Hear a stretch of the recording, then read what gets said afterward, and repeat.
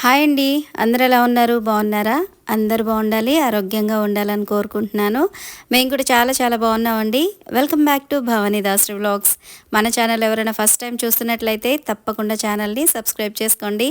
అలాగే ఈ వ్లాగ్ మీకు నచ్చినట్లయితే లైక్ చేయండి, షేర్ చేయండి, కామెంట్ చేయండి. సండే వ్లాగ్లో మీకు చెప్పాను కదండి, సోనో విజన్లో నేను మా వారి షాపింగ్కి వెళ్ళాము. అక్కడ కిచెన్కి సంబంధించిన 2 ప్రోడక్ట్స్ అయితే తీసుకున్నాను అని చెప్పి అన్నాను కదా. సో అదేంటనేది కూడా గెస్ట్ చేయండి అని చెప్పని అన్నాను. ఇప్పుడు మీకు థంబ్నెయిల్ చూస్తేనే అర్థమైపోయింది కదా నేనేం తీసుకున్నాను అనేది. అల్ట్రా కంపెనీ వెట్ గ్రైండర్ అనమాట. సో ఇదైతే తీసుకున్నాను. నేను ఎప్పటి నుంచో తీసుకోవాలి అనుకుంటూ ఉన్నాను. కాకపోతే ది బెస్ట్ ఏది అనేది చూస్ చేసుకోవడానికి నాకు ఇంత టైం పట్టిందనమాట.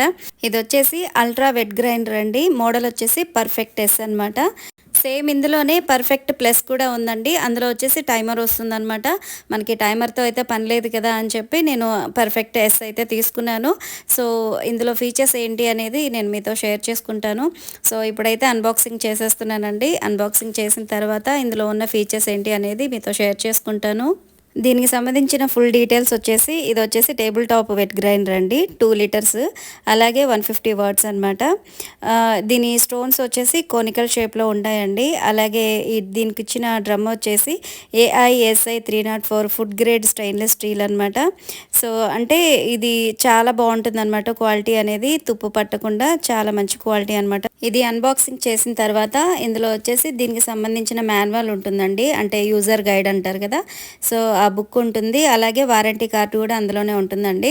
సో ఇప్పుడు నేను చెప్పిన డీటెయిల్స్ అన్నీ కూడా ఇక్కడ మీకు ఈ బుక్లోనే ఉంటాయన్నమాట. అంటే దీనికి సంబంధించిన ఈ డ్రమ్ కానీ లేకపోతే ఈ మోటార్ కానీ కెపాసిటీ కానీ ఇది ఏ మోడల్ ఏంటి అనేది ఫుల్ డీటెయిల్స్ అయితే ఇందులో ఉంటాయండి. అలాగే ఇక్కడ ఈ స్టోన్స్ వచ్చాయి కదా, ఇవి వచ్చేసి కోనికల్ షేప్ అండి.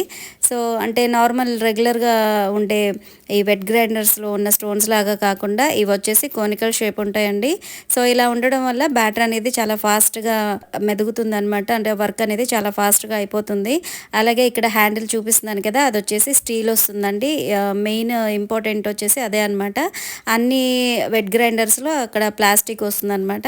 సో ఈ డ్రమ్ వచ్చేసి ఇందాక చెప్పాను కదా ఫుడ్ గ్రేడ్ స్టెయిన్లెస్ స్టీల్ అని చెప్పి. సో అదనమాట, తుప్పు పట్టదు, చాలా మంచి క్వాలిటీ అండి. సో ఈ మోటార్ వచ్చేసి 150 వాట్స్ అనమాట.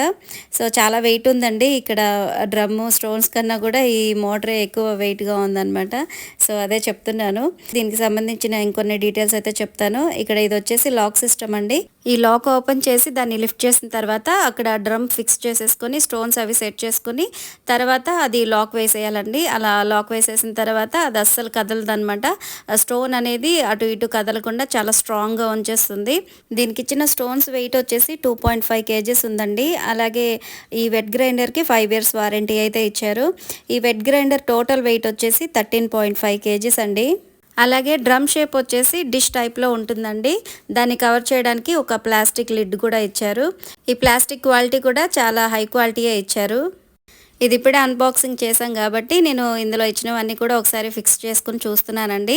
ఈ స్టోన్స్ అవి ఎలా పెట్టాలి, ఎలా ఫిక్స్ చేయాలి అనేది చూస్తున్నాను. ఇవన్నీ ఒకసారి సెట్ చేసుకున్న తర్వాత దీన్ని నీట్గా వాష్ చేసేసి ఫస్ట్ టైం యూస్ చేసేటప్పుడు మనం ఎలా యూస్ చేయాలి ఏంటి అనేది కూడా మీతో షేర్ చేసుకుంటాను. ఇప్పుడు ఈ డ్రమ్లో స్టోన్స్ పెట్టేసిన తర్వాత ఎలా లాక్ చేయాలి అనేది మీకు చెప్తానండి. సో ఇక్కడ ఈ హ్యాండిల్ ఉంది కదా, ఇక్కడ దీనికి ఇచ్చిన ఈ షేపు ఇది రెండు కూడా ఫిక్స్ అయ్యేలాగా దాని మీద పెట్టేసి గట్టిగా ప్రెస్ చేసేసి లాక్ చేసేయాలండి. అవి రెండు కూడా కరెక్ట్గా ఫిక్స్ అయిన తర్వాత మాత్రమే అది లాక్ అయితే పడుతుందన్నమాట. అలాగే ఇక్కడ స్టోన్స్కి ఒక వైపర్ ఇచ్చారు కదండి వైట్ కలర్లో. సో ఇది వచ్చేసి బ్యాటర్ని చక్కగా సెట్ చేస్తూ ఉంటుందన్నమాట స్టోన్స్ రన్ అయ్యేటప్పుడు.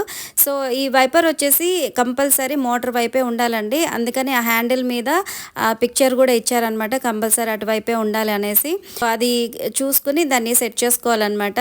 ఇక్కడ వైట్ కలర్లో స్టాండ్ ఒకటి కనిపిస్తుంది చూసారా, ఇది వచ్చేసి మనం బ్యాటర్ అంతా కూడా గ్రైండ్ చేసుకున్న తర్వాత స్టోన్స్కి ఉన్న బ్యాటర్ని రిమూవ్ చేయడానికి హెల్ప్ అవుతుంది అనమాట. అది ఎలా చేయాలి అని అంటే ఆ స్టాండ్ అనేది డ్రమ్ మీద ఫిక్స్ చేసేసుకొని తర్వాత ఈ స్టోన్స్ని ఆ స్టాండ్ మీద పెట్టేసి స్టోన్స్ని ఇలాగ మూవ్ చేస్తూ ఉంటే దానికి ఉన్న బ్యాటర్ అంతా కూడా డ్రమ్లో వచ్చేస్తుంది అనమాట. సో అంటే అది వెయిట్ ఎక్కువగా ఉంటుంది కదండి. సో మనం ఎక్కువసేపు హ్యాండిల్ చేయలేం కాబట్టి ఆ స్టాండ్ హెల్ప్ తోటి మనం ఈ బ్యాటర్ అంతా కూడా రిమూవ్ చేసుకోవచ్చు. ఇది చూడ్డానికి చెప్పడానికైతే ఈజీగానే ఉంది కానీ నా పర్సనల్ ఎక్స్పీరియన్స్‌తో అయితే చెప్తున్నాను. దాని మీద డిపెండ్ అయ్యి మీరు ఆ స్టోన్స్‌ని అయితే అలాగా ఉంచేయొద్దండి. ఎందుకంటే అది కరెక్ట్‌గా ఫిక్స్ అవ్వట్లేదు డ్రమ్ మీద. సో, అది గట్టిగా స్టాండర్డ్‌గా ఉంటుంది అని చెప్పి మీరు స్టోన్స్ వదిలేశారు అనంటే అది కింద పడిపోయే ఛాన్స్ ఉందండి. సో, అందుకని మీరు ఆ బ్యాటర్ రిమూవ్ చేయాలి అనంటే సెపరేట్‌గా ఒక ప్లేట్ తీసుకొని అందులో ఈ స్టోన్స్ పెట్టేసి మీరు ఆ బ్యాటర్ అనేది తీసేసుకోవచ్చు. ఇవన్నీ కూడా ఒకసారి ఫిక్స్ చేసి చూసుకున్నాం కదండీ! ఇప్పుడు ఇది ఎలా యూజ్ చేయాలి అనేది చూద్దాము. ముందుగా స్టోన్స్‌ని అలాగే ఈ స్టీల్ డ్రమ్‌ని నీట్‌గా వాష్ చేసేసుకోవాలండి. ఇక్కడ నేను నీట్‌గా వాష్ చేసేసాను. వాష్ చేసిన తర్వాత బాటమ్ అంతా కూడా నీట్‌గా క్లాత్ తోటి తుడిచేసుకోవాలి. తర్వాత ఈ డ్రమ్‌ని ఫిక్స్ చేసేసుకోవాలండి. డ్రమ్ ఫిక్స్ అయిన తర్వాత ఇందులో స్టోన్స్ పెట్టేసేయాలి. స్టోన్స్ పెట్టేసిన తర్వాత ఇందాక చెప్పాను కదండీ! వైపర్ అనేది కంపల్సరీ మోటర్ ఉన్న సైడే ఉండాలి. అటువైపు ఉంటేనే ఆ బ్యాటర్ అనేది చక్కగా మెదుగుతుందనమాట. సో, ఇప్పుడైతే నేను స్టోన్స్ కూడా ఫిక్స్ చేసేసి లాక్ వేసేసాను. First time wet grinder use చేసే ముందు డైరెక్ట్‌గా బ్యాటర్ అయితే వేసుకోకూడదండి. ఎందుకంటే అది నీట్‌గా వాష్ చేసినా సరే ఆ స్టోన్స్ మీద ఉన్న డస్ట్ అదంతా కూడా బ్యాటర్‌లోకి వచ్చేస్తుంది. అందుకని ముందు మనం ఏం చేయాలంటే ఓన్లీ రైస్ ఒకటి నానబెట్టుకోవాలండి. ఒక 4-5 అవర్స్ రైస్ ఒకటి నానబెట్టేసుకొని గ్రైండర్ స్టార్ట్ చేసే ముందు కొద్దిగా వాటర్ అయితే వేసుకోవాలండి. గ్రైండర్ వాడిన ప్రతిసారి కూడా మోటర్ ఆన్ చేసే ముందే కొద్దిగా వాటర్ అయితే వేసి తర్వాత ఆన్ చేసి తర్వాత కొద్ది కొద్దిగా రైస్ అయితే వేసుకోవాలి. ప్రతిసారి ఇలాగే చేయాలండి. ఇలా చేస్తే లైఫ్ టైం అనేది ఎక్కువగా ఉంటుంది గ్రైండర్‌కి. ఆ రైస్‌ని ఒక 2 ట్రిప్పులుగా గ్రైండర్‌లో వేసి అది బాగా మెత్తగా మెదిపిన తర్వాత దాన్ని నీట్‌గా వాష్ చేసేసిన తర్వాత మాత్రమే మనము ఇంట్లోకి యూజ్ చేసుకున్న బ్యాటర్ అనేది అందులో గ్రైండ్ చేసుకోవాలి. సో, ఇప్పుడు నేనైతే ఒక 4-5 అవర్స్ ఇక్కడ రైస్ అయితే నానపెట్టి ఉంచేసానండి. ఈ రైస్‌ని నేను ఒక 2 ట్రిప్పులుగా ఈ గ్రైండర్‌లో అయితే వేస్తున్నాను. ఫస్ట్ సగం అయితే వేసానండి. ఇది 10-15 మినిట్స్ వరకు బాగా రన్ చేయాలండి. సో, 15 మినిట్స్ తర్వాత అదంతా కూడా రిమూవ్ చేసేసి నీట్‌గా వాష్ చేసుకోవాలి. నీట్‌గా వాష్ చేసుకున్న తర్వాత మళ్ళీ మిగిలిన రైస్ కూడా అందులో వేసేసి సేమ్ ఇంకొక 15 మినిట్స్ అయితే రన్ చేయాలండి. సో, ఇలా రన్ చేయడం వల్ల ఆ స్టోన్స్ మీద ఉన్న డస్ట్ అంతా కూడా నీట్‌గా క్లీన్ అయిపోతుంది. సో, ఇప్పుడైతే నేను ఒక 15 మినిట్స్ అయితే రైస్ వేసేసి బాగా రన్ చేశానండి. తర్వాత మధ్య మధ్యలో ఇలాగా సిలికాన్ స్పాచులాతో అక్కడ ఎక్స్ట్రాగా ఉన్న రైస్ అదంతా కూడా నేను రిమూవ్ చేసేస్తున్నాను. సో, అదంతా కూడా రిమూవ్ చేస్తూ అలాగే ఆ బ్యాటర్‌ని అంతా కూడా స్టోన్స్ మీద పడేలాగా నేను చేస్తున్నాననమాట.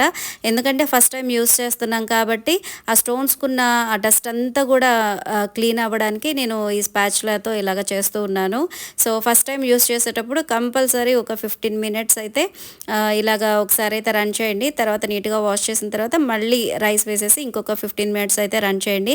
ఇలా చేయడం వల్ల అది కంప్లీట్‌గా క్లీన్ అయిపోతుందండి నీట్‌గా.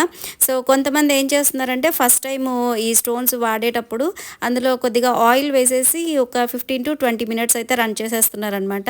సో, ఆయిల్ వేసిన తర్వాత ఆ టబ్ అనేది నీట్‌గా క్లీన్ చేసేసుకొని తర్వాత రైస్ అయితే వేస్తున్నారు. సో, ఇక్కడ చూసారు కదా రైస్ అయితే మెత్తగా గ్రైండ్ అయిపోయింది. ఇక్కడ డస్ట్ అంతా కూడా దాంట్లోకి వచ్చేసిందండి. కలర్ అయితే కొంచెం బ్లాక్ కలర్ లాగా వచ్చేసిందనమాట. అంటే ఆ డస్ట్ అంతా కూడా బ్యాటర్‌లో ఉండిపోయింది కదా! సో, బ్యాటర్ అంతా కూడా వైట్ కలర్ కాకుండా కొద్దిగా యాష్ కలర్ లాగా తయారైందనమాట. ఇప్పుడు నేను సెకండ్ టైమ్ అయితే రన్ చేస్తున్నానండి. ఇప్పుడు కూడా మీరు చూసారు కదా! నేను అది స్టార్ట్ చేసే ముందైతే వాటర్ వేసేసాను. వాటర్ వేసిన తర్వాత కొద్ది కొద్దిగా రైస్ అయితే వేస్తూ ఉన్నాను. సో, కంపల్సరీ మీరు ఈ ఒట్టి స్టోన్స్ అయితే రన్ చేయొద్దండి. అలా రన్ చేయడం వల్ల వాటి లైఫ్ టైమ్ అనేది తగ్గిపోతుంది. స్టోన్స్ కూడా తొందరగా అరిగిపోతాయి అన్నారండి. సో, అందుకని కంపల్సరీ మోటార్ ఆన్ చేసే ముందు మీరు ఫస్ట్ అయితే వాటర్ అయితే వేయండి. గ్రైండర్ ఫస్ట్ టైం యూస్ చేసేటప్పుడు ఎలా క్లీన్ చేసుకోవాలి అన్నది నాకు తెలిసిన కొన్ని విషయాలైతే మీతో షేర్ చేసుకున్నానండి. సో, ఇప్పుడు అది నీట్‌గా వాష్ చేసేసుకున్నాను. ఇప్పుడైతే నేను ఇందులో దోస బ్యాటర్ అయితే వేస్తున్నానండి. ఇక్కడ నేను రాగి దోస బ్యాటర్ అయితే వేస్తున్నానండి. ఈ బ్యాటర్ కోసం నేను 1 కప్పు రాగులు, 1 కప్పు రైస్, అలాగే 1/2 కప్పు మినపప్పు వేశాను. అలాగే 1/2 టేబుల్ స్పూన్ మెంతులు కూడా వేశానండి. ఇవన్నీ కూడా ఒక 2-3 సార్లు నీట్‌గా వాష్ చేసేసుకున్న తర్వాత ఒక 5 అవర్స్ అయితే బాగా నానబెట్టేశాను. 5 గంటలు బాగా నానిన తర్వాత ఇప్పుడు నేను వీటిని గ్రైండ్ చేసుకుంటున్నాను. నేను మీకు ముందుగా చెప్పినట్టుగా స్విచ్ ఆన్ చేసే ముందు కొద్దిగా వాటర్ అయితే యాడ్ చేశాను. తర్వాత ఈ రైస్ అనేది కొద్ది కొద్దిగా వేస్తున్నాను. ఈ దోస బ్యాటర్ మిక్సీలో గ్రైండ్ చేసుకున్నట్టయితే ఆ బ్యాటర్ అనేది బాగా హీట్ అయిపోతుందండి మనం ఎక్కువసేపు రన్ చేయడం వల్ల. సో, ఇందులో అయితే ఆ ప్రాబ్లమే ఉండదనమాట. మెయిన్ ఈ గ్రైండర్లో వచ్చేసి గ్రైండ్ చేసుకున్న బ్యాటర్ ఏదైతే ఉందో అదైతే అస్సలు హీట్ అవ్వదు. ప్లస్ దోస బ్యాటర్ క్వాంటిటీ కూడా మిక్సీతో కంపేర్ చేస్తే మనం గ్రైండర్లో గ్రైండ్ చేసుకుంటేనే డబుల్ క్వాంటిటీ అయితే వస్తుందండి. ఎందుకంటే మిక్సీ అనేది పప్పుని అది కట్ చేస్తుంది అనమాట, బ్లేడ్స్ తోటి కట్ చేస్తుంది. సో, దానివల్ల మనకి బ్యాటర్ అనేది ఎక్కువ క్వాంటిటీ క్వాంటిటీ రాదు. ఇక్కడ గ్రైండర్ ఏం చేస్తుందంటే పప్పు అనేది మెదుపుతుంది, అంటే రుబ్బినట్టుగా చేస్తుంది కాబట్టి క్వాంటిటీ అనేది ఎక్కువగా వస్తుందన్నమాట. దోశ బ్యాటర్ మంచిగా గ్రైండ్ అయిపోయిందండి. ఇప్పుడు ఇదంతా కూడా వేరే బౌల్లోకి అయితే షిఫ్ట్ చేసేసుకుందాము. ఇక్కడ నేను స్టోన్స్కున్న బ్యాటర్ అంతా కూడా ఇలా రిమూవ్ చేస్తున్నాను స్టాండ్ మీద పెట్టేసి. ఇది వచ్చేసి నేను మీకు చూపించడం కోసమే స్టాండ్ పెట్టేసి ఇలాగ రిమూవ్ అయితే చేశానండి. యాక్చువల్గా అయితే ఆ స్టాండ్ అనేది డ్రమ్ మీద సరిగ్గా ఫిక్స్ అవ్వట్లేదు. సో ఇది మీకు చూపించడం కోసం మాత్రమే ఇలా చేశాను. ఫైనల్గా కొత్త గ్రైండర్లో దోశ బ్యాటర్ అయితే గ్రైండ్ చేసేసుకున్నానండి. చాలా ఫైన్గా చాలా స్మూత్గా అయితే వచ్చింది. సో ఈ గ్రైండ్ చేసుకున్న దోశ బ్యాటర్తో దోశలు ఎలా వచ్చాయో అనేది కూడా చూసేద్దామండి. ఇక్కడ బ్యాటర్ వచ్చేసి ఈ బౌల్ ఫుల్గా వచ్చింది కదా, కొద్దిగా తీసేసి వేరే బౌల్లో వేసేస్తాను. ఇది వచ్చేసి నెక్స్ట్ డే అండి. పిండి చూసారా ఎంత మంచిగా ఫర్మెంట్ అయిందో, చాలా బాగా వచ్చిందనమాట. సో ఇప్పుడు ఇదంతా కూడా ఒకసారి మిక్స్ చేసేసుకొని ఇందులో సాల్ట్ వేసేసి దోశలు అయితే వేసేసుకుందాము. చాలా బాగా పొంగిందండి. సో చూసారు కదా, మామూలుగా మిక్సీలో వేస్తే అసలు ఇంత మంచిగా అయితే రాదు. సో చక్కగా ఫర్మెంట్ అయింది. ఇప్పుడైతే దోశలు వేసేస్తాను. లాస్ట్ 2-3 వీడియోస్లో నేను చూపించాను కదండి రాగి దోశలు వేసాను అని చెప్పి, అది ఈ బ్యాటర్తోనే వేసిందండి. సో ఈ గ్రైండర్ అనేది ఒక 2-3 టైమ్స్ యూస్ చేసిన తర్వాత అది ఎలా వర్క్ చేస్తుంది అనేది మీకు క్లియర్గా చెప్పొచ్చు అని చెప్పి నేను 2-3 టైమ్స్ ఈ బ్యాటర్ అంతా కూడా వేసిన తర్వాత మాత్రమే దాని గురించి నేను పూర్తి డీటెయిల్స్ మీతో షేర్ చేసుకుంటున్నాను. సో ఇక్కడ దోశలు చూసారా ఎంత పర్ఫెక్ట్గా వస్తున్నాయో, చక్కగా పల్చగా క్రిస్పీగా అయితే వస్తున్నాయి. సో ఫ్రెండ్స్, ఇవ్వండి అల్ట్రా వెట్ గ్రైండర్ పర్ఫెక్ట్ ఎస్ గురించి నాకు తెలిసిన, అలాగే నేను తెలుసుకున్న కొన్ని విషయాలు. సో ఈ ఇన్ఫర్మేషన్ మీకు యూజ్ అవుతుందని అనుకుంటున్నాను. సో కొత్తగా ఎవరైనా గ్రైండర్ తీసుకోవాలి అని అనుకునే వాళ్ళు తప్పకుండా ఈ వెట్ గ్రైండర్ని అయితే తీసుకోవచ్చు. సో ఫ్రెండ్స్, ఇదండి ఈరోజు వ్లాగ్. ఐ హోప్ మీకు నచ్చిందని అనుకుంటున్నాను. మీకు నచ్చినట్లయితే తప్పకుండా లైక్ చేయండి, షేర్ చేయండి, కామెంట్ చేయండి. అలాగే ఛానల్ని సబ్స్క్రైబ్ చేసుకోవడం అస్సలు మర్చిపోవద్దు. మరొక మంచి వ్లాగ్తో మళ్ళీ కలుద్దాం. Thanks for watching.